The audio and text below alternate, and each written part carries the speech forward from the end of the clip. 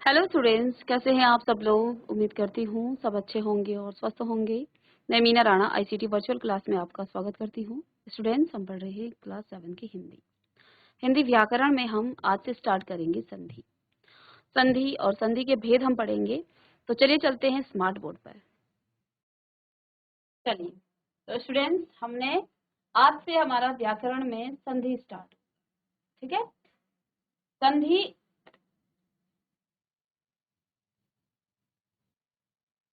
ठीक है। संधि क्या होता है? संधि शब्द का अर्थ है मेल। अब मेल किस चीज का? अभी इससे पहले आपने वर्ण विचार पढ़ा, आपने शब्द विचार पढ़ा। किस चीज का मेल? दो वर्णों के मेल। व्याकरण में संधि का अर्थ दो या दो से अधिक जो ध्वनियां हैं, ध्वनियां कहें या आप इसे वर्ण कहें, वर्णों के परस्पर मेल से उत्पन्न जो परिवर्तन आता है या विकार आता है, वही आपका संधि होता है। एग्जाम्पल, उदाहरण के लिए, रमा धन ईस। अब यहाँ पर रमा और ईस का आपने मेल करना है, इसको मिलाना है। तो अब आइए, इन दो शब्दों को जोड़ने के लिए आपने इन दोनों वर्णों को जोड़ना है। ठीक है, इससे भी आप क्या निकालेंगे? स्वर निकालेंगे और तब इनका मेल करेंगे। तो यहाँ इस माँ में आ है, आ धन ई, और यहाँ पर ई है, आ धन ई आपका ए हो जाता है। कैसे होता है आगे हम पढ़ेंगे इसको, बस एक उदाहरण के लिए यहाँ पर समझाने के लिए कि संधि आपकी होती क्या है। आगे हम इसे डिटेल में पढ़ेंगे। तो देखिए, रमा धन ईस में रमेश इसका हो जाता है, क्योंकि आ धन ई से मिलकर के ए बनता है, तो ये आपका हो जाएगा रमेश। इसी प्रकार से गिरिधन इंद्र, गिरीन्द्र। पर धन उपकार, परोपकार। इति धन आदि, इत्यादि। सदा धन एव, सदैव। अब यहाँ पर आप देखिए, इ धन ई के मेल से बड़ी ई हो जाता है, अ और उ के मिलने से ओ हो जाता है। ये सभी नियम में पढ़ेंगे आगे, जो संधि के जो आपके भेद हैं उसको हम पढ़ेंगे। बस अभी हम आपको ये बता रहे हैं कि दो ध्वनियों के मेल से जो विकार आता है, रमाधन ईस को जोड़ने से रमेश हो गया, विकार आया, यहाँ पर संधि हुई है। दो शब्दों की, दो वर्णों की संधि हुई है। आपने देखा उपयुक्त उदाहरणों में पहले शब्द के अंतिम ध्वनि और दूसरे शब्द की प्रथम ध्वनि के परस्पर मेल से। अब यहाँ पर देखिए, ऐसा भी नहीं है कि रमा धन ईस में आपने पूरा ही शब्द जोड़ दिया।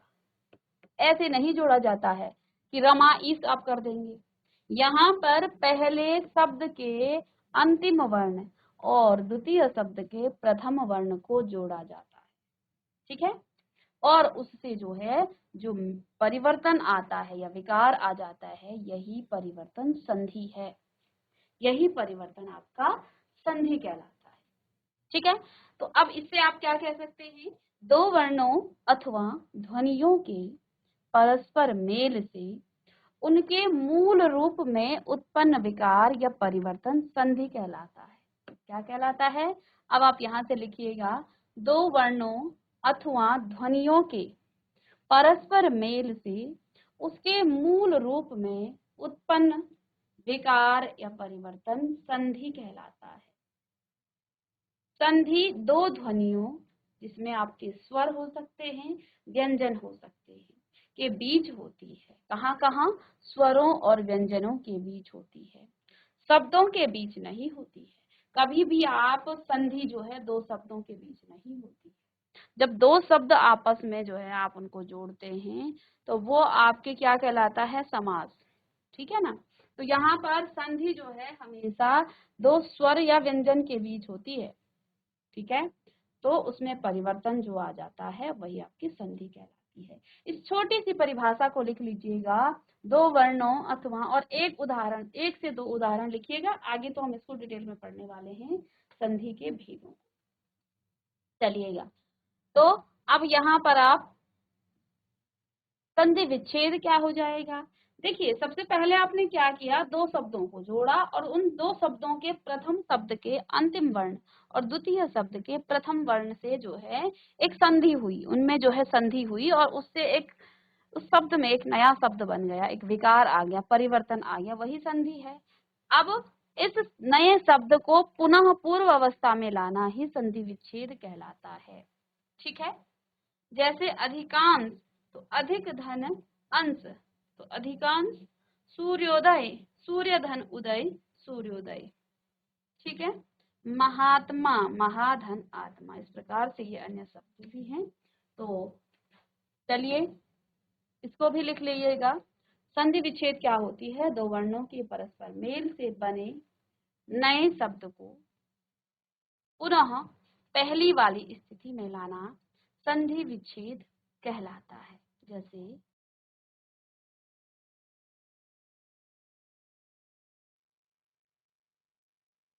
ठीक है, चलिए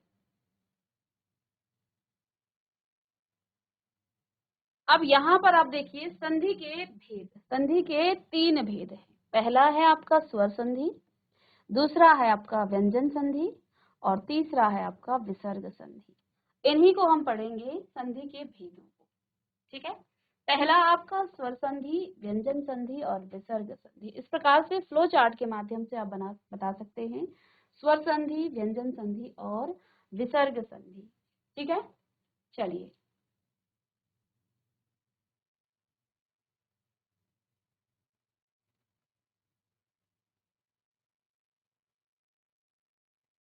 पहला लिखिएगा स्वर संधि।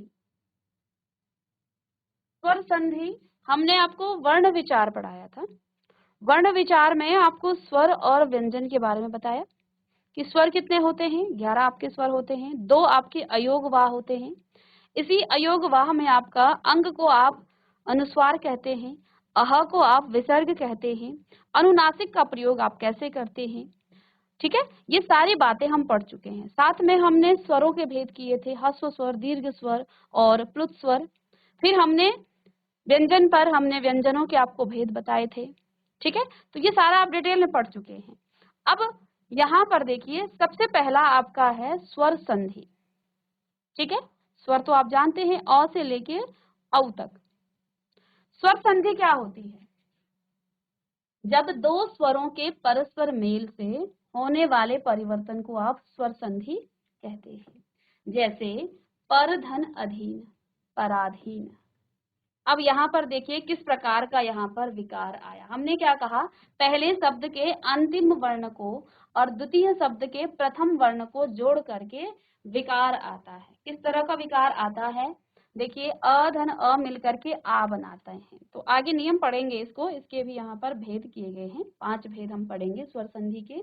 ठीक है, और अब यहाँ पर आप देखिए दो स्वर मिल रहे हैं, अ और अ दोनों ही स्वर हैं और आपको क्या मिल रहा है? आ मिल रहा है। तो ये जो आ आया ये विकार आ गया है, ये परिवर्तन आया है। ठीक है, साथ में शुभ धन इच्छा, शुभेच्छा। तो अ धन इ आपका क्या हो जाएगा? ए। ठीक है, तो ये जो है दोनों ही स्वर हैं, अ और इ आपका दोनों ही स्वर हैं। दया धन आनंद, दयानंद। तो आ धन आ, देखो दया में अंतिम वर्ण या है और या को जब आप तोड़ेंगे तो इस प्रकार से आप लिख सकते हैं। इससे आपने स्वर को अलग किया तो ये आपका आ जाएगा।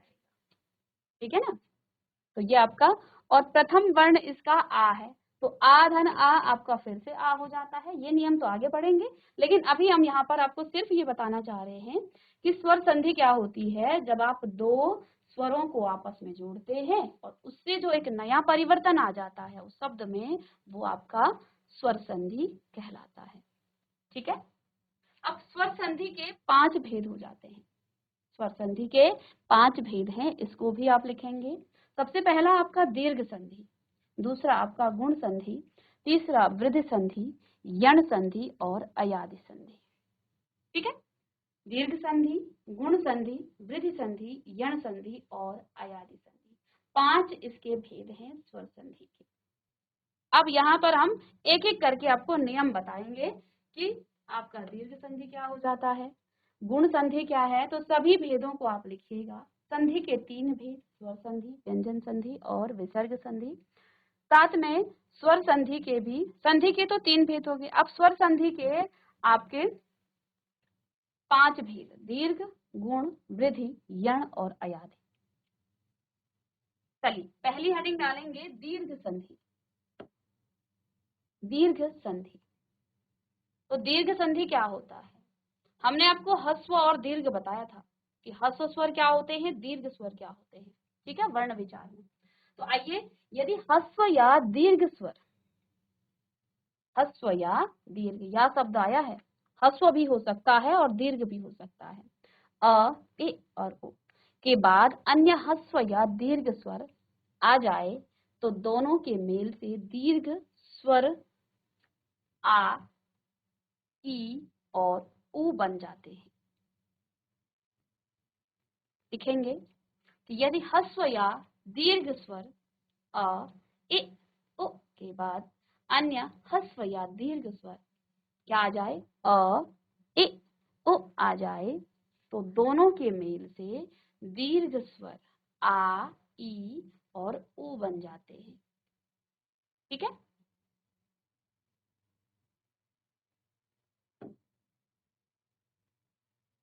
अब इसका मतलब क्या है? अ और अ के मेल से आपका आ हो जाता है। अ में आप आ जोड़ेंगे तो आपका आ जाएगा। इसी प्रकार आ धन अ भी आपका आ जाएगा। आ धन आ आपका आ हो जाता है। इस बात को, इन चारों बातों को आप शॉर्ट में लिख सकते हैं कि यदि अ या आ के बाद अ या आ आए, ऑब्लिक करके यानी कि या आए, तो वो हमेशा आ हो जाता है। ठीक है, दीर्घ संधि। ए या आगे है इसमें ई के बाद यदि ए या ई आए तो हमेशा ही ई हो जाता है। ऐसे ही यदि ओ या उ के बाद ओ या उ आए तो ये भी आपका उ हो जाता है। ठीक है, अब आगे इसको देख लें। ए या ई के बाद आपका क्या आया है?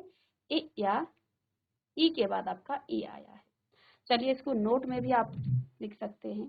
सबसे पहला आपका यहाँ पर पहला भेद है आपका स्वर संधि का, दीर्घ संधि।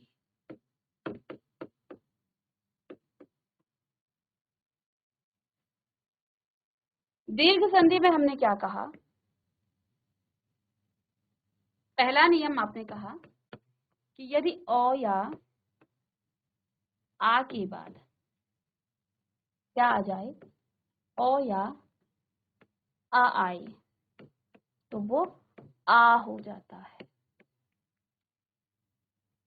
ठीक है, अब इसको एक उदाहरण से आप समझेंगे। जैसे यहाँ पर लिखा है मत धन अनुसार। उदाहरण के लिए, मत धन अनुसार, इसकी आप कैसे संधि करेंगे? हमने कहा जब भी आप संधि करते हैं तो पहले शब्द के अंतिम वर्ण और द्वितीय शब्द के प्रथम वर्ण को आपको निकालना है। इन्हीं के बीच आपने संधि करनी है। बाकी जो शब्द हैं या जो बाकी वर्ण हैं उनको आपने नहीं छेड़ना है। समझ रहे हो? उनको आप नहीं छेड़ेंगे। तो अब ये क्योंकि आपकी स्वर संधि है और स्वर संधि का ये पहला ही भेद है, ये आपकी स्वर संधि है। तो अब यहाँ आपको किसी वर्ण को नहीं जोड़ना है बल्कि आपने स्वर को जोड़ना है। अब आप बोलेंगे कि मैम यहाँ पर तो आपके ने ये व्यंजन दे दिया, अब इस व्यंजन से हम स्वर को निकालेंगे। त व्यंजन माना यहाँ पर आपका त है, इस त और अ को जोड़ना है। लेकिन ये त तो आपका व्यंजन है तो इससे हम स्वर को निकाल लेते हैं। चलिए, इस त से जब स्वर को निकालेंगे तो इसमें हलंत आ जाता है, इससे हमने स्वर को सेपरेट कर लिया। त में अ का स्वर जुड़ा होता है तो इससे आपने अ को अलग कर दिया। यहाँ लिख लेंगे त धन अ, और धन इसमें अ तो है ही। इन दोनों अ के जुड़ने से आ हो जाता है। ये नियम कहता है कि अगर अ है और अ के बाद अ ही आ जाए तो आ हो जाता है। अ है, अ के बाद आ जाए तो वो भी आ हो जाता है। अ है, अ के बाद आ है, आ के बाद अ आए तब भी आ हो जाता है, और आ है और आ के बाद फिर से आ आए तब भी वो आपका आ हो जाता है। ये जो मैंने ऑब्लिक में यहाँ लिखा है ये 4 बातें बता रहा है। क्या क्या चीजें? कि अ या आ के बाद यदि आपका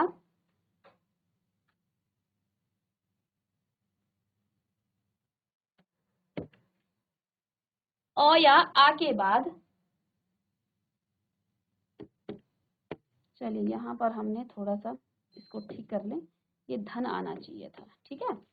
तो अ या आ के बाद यदि अ या आ आए, इसका मतलब यही है कि अ धन अ आपका आ होगा, अ धन आ भी आए तब भी आ होगा, आ धन अ हो तब भी आ आएगा, आ धन आ हो तब भी आ आएगा, ठीक है।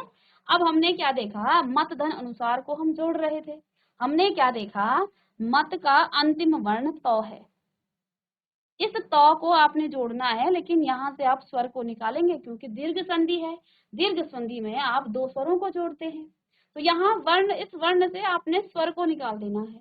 हमने त से जब स्वर को निकाला तो ये अ हो गया, त आपका हलंत के साथ होगा, साथ में आपका अ आएगा और इसमें अ था, यानी कि इन इतने को आपने जोड़ना है, बाकी वर्णों पर आपने छेड़ना नहीं है। अब हमने यहाँ नियम क्या पढ़ा कि अ और अ का जोड़ आ होता है, तो चलिए ये आपका आ हो जाएगा, ठीक है। अब फिर से किसी भी वर्ण में, सपोज यहाँ पर क आपका इस तरह से हलंत के साथ है, क में जब आप अ जोड़ते हैं तो आपका क्या हो जाता है, क हलंत हट जाता है। फिर से जब आप क में आ जोड़ते हैं तो आप जानते हैं किसी भी वर्ण में, किसी भी व्यंजन में जब आप स्वर जोड़ते हैं तो स्वर की मात्रा जुड़ती है, यहाँ आपका हो जाएगा का, अब हलंत हट जाएगा। फिर से अगर क में इसमें आप ए जोड़ें तो यहाँ मात्रा लगेगी, हो जाएगा कि। ऐसे ही इसी हलंत के साथ फिर इसमें आप ई जोड़ें तो यहाँ पर आपका की हो जाएगा, ठीक है ना, इस तरह से होगा। तो अब यहाँ पर क्या है, त हलंत के साथ है, त आपका वर्ण है, त हलंत के साथ है, त के साथ आपने आ जोड़ा तो यहाँ आपके पास क्या आ जाएगा, ता। मतलब जो आपने यहाँ पर जोड़ा, इन त और अ को जोड़ने से आपके पास यहाँ ता आ गया है, ठीक है। तो अब इसका संधि क्या हो जाएगा, इसकी संधि हो जाएगी, आपने म को नहीं छेड़ना है, त और अ के मिलने से ता हो गया है, और बाकी शब्दों और वर्णों को आप नहीं छेड़ेंगे, तो हो गया मतानुसार। तो ये हो गया है मतानुसार, ठीक है ना। तो इस तरह से आप जोड़ेंगे। चलिए एक और उदाहरण से इसको समझते हैं।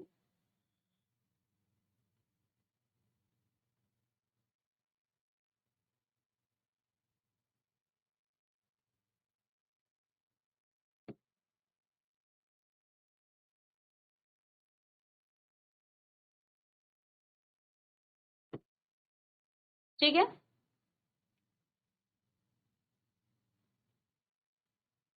चलिए नेक्स्ट यहाँ पर आपके पास जैसे गज धन आनन, दूसरा है गज धन आनन, गज धन आन। चलिए संधि करनी है, तो संधि के लिए यहाँ अंतिम वर्ण, प्रथम शब्द के अंतिम वर्ण और द्वितीय शब्द के प्रथम वर्ण को जोड़ेंगे। चलिए, यानी कि संधि यहीं पर होनी है और यहाँ से भी आपको स्वर निकालने हैं। चलिए मैं पहले यहाँ पर किस तरह से आप स्वर निकालते हैं, ज धन आ। अब ज तो आपका व्यंजन है, तो अब इसमें आपने क्या करना है, इस ज से आप निकालेंगे स्वर को, तो जब इससे स्वर निकालेंगे अ निकला आपका बाहर, ठीक है, और यहाँ पर आपका हो जाएगा आ, ठीक है, क्योंकि आ तो पहले से था। तो ज से हमने स्वर निकाल लिया, तो ये स्वर रहित व्यंजन है, वर्ण आपका ये स्वर रहित व्यंजन है, और जब ये इसके साथ था, जो इस तरह से था, तो ये स्वर सहित था। तो अब इन दोनों की संधि करनी है, अ और आ का मेल आपका आ हो जाता है, अर्थात यहाँ पर भी आप लिखेंगे जो तो ऐसे ही रहेगा, धन आ। और जब आप इस स्वर रहित जौ के साथ आ जोड़ेंगे तो ये आपका जा हो जाएगा। तो समझ गए आप, इतनी सी जगह पर आपने जा लिखना है, इन दोनों के मेल से जौ धन आ जा हो जाता है। कैसे होता है ये आपको डिटेल में यहाँ पर बता दिया है। आगे के वर्ण और पीछे के वर्णों को आप नहीं छेड़ेंगे। गजानन, गजानन, इस तरह से आप समझे। दीर्घ संधि में हमने क्या कहा, अब इसमें और भी नियम है, ठीक है, एक एक करके जानेंगे। और इसको हमें रटना नहीं है कि जौ धन आ आपका जा हो जाता है, ऐसे नहीं रटना है हमें कॉन्सेप्ट पर।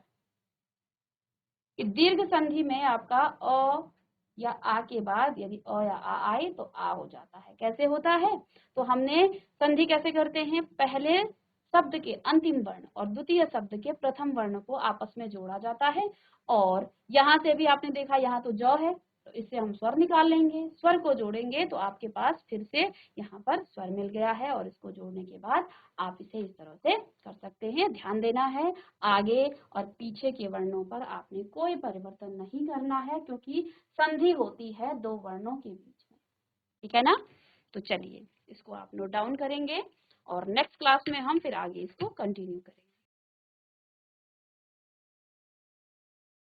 तो स्टूडेंट्स, आज की क्लास में हमने संधि स्टार्ट की है। हिंदी व्याकरण में आप संधि पढ़ रहे हैं और संधि में आपने संधि के भेद, साथ में हम स्वर संधि पढ़ रहे थे। आज की क्लास में आपने दीर्घ संधि और इसके दो उदाहरण, इसको आप लिखेंगे, साथ में आप कुछ उदाहरण घर से भी करके लाएंगे। तो मिलते हैं नेक्स्ट लेक्चर में इसी को आगे कंटिन्यू करते हुए, तब तक के लिए थैंक यू।